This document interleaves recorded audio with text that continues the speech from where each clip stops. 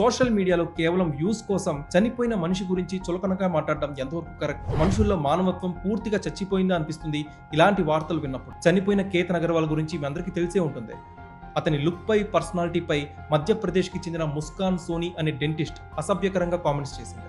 ఆ పూణే అబ్బాయికి జుట్టు లేదు, అలా అబద్ధాలు చెప్తే చావక ఏం చేస్తారు అంటూ ఆమె కామెంట్స్ చేసింది. సో గైస్ क्या देख रही हूं मैं कि पुणे का जो था उसके बाल ही नहीं थे, तो अब ऐसे झूठ बोलोगे तो मरोगे ही ना. दो आदमी क्या मर गए, मर्द समाज में डर फैला. అంతేకాదు ఐ హేట్ మెన్ అనే హ్యాష్ ట్యాగ్ కూడా పోస్ట్ చేసింది. అంటే జుట్టు లేకపోతే చంపడాన్ని ఈమె సమర్థిస్తుందా?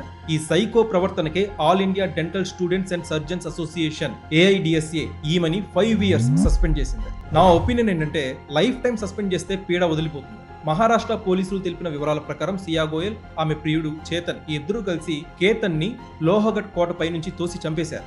దానికి సాలిడ్ ప్రూఫ్స్ కూడా వెతుకుతున్నారు. అంతేకాదు పోలీస్ కస్టడీలో ఇద్దరు కూడా మేమే చంపామని చెప్పి ఆల్రెడీ ఒప్పేసుకున్నారు. హత్య చేసిన తర్వాత మొబైల్ డేటా కంప్లీట్లీ డిలీట్ చేశారు. హత్యకు ముందు గూగుల్లో కూడా ఎలా చంపాలి, చంపిన తర్వాత హత్యని ప్రమాదంగా ఎలా చిత్రీకరించాలి అనే విషయాన్ని కూడా చాలా వరకు సెర్చ్ చేశారంట.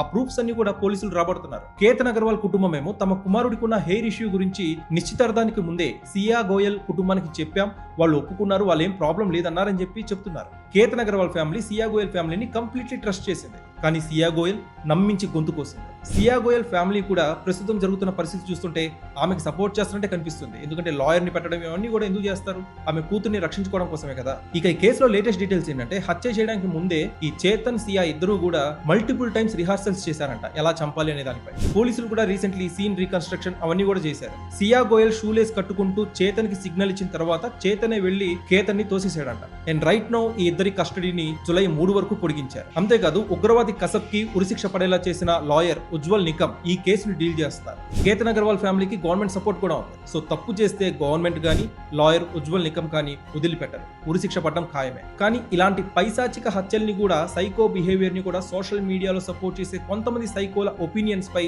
వాళ్ళ యొక్క అభిప్రాయాలపై, మాటలపై మీరేమంటారు? మీ అభిప్రాయం ఏంటి? కామెంట్ సెక్షన్ లో తెలియజేయండి. And please like, share and subscribe. To make me realize about this, it's not an kuch bhi bolne wali cheez, it's not a joke. I really apologize about it, and I really want you to get back to it and give me a chance. I'm really sorry about everything, and I hope you guys understand me. Thank you so very much, and a very big sorry to the feelings I have hurted, and won't be repeated again. That's my promise.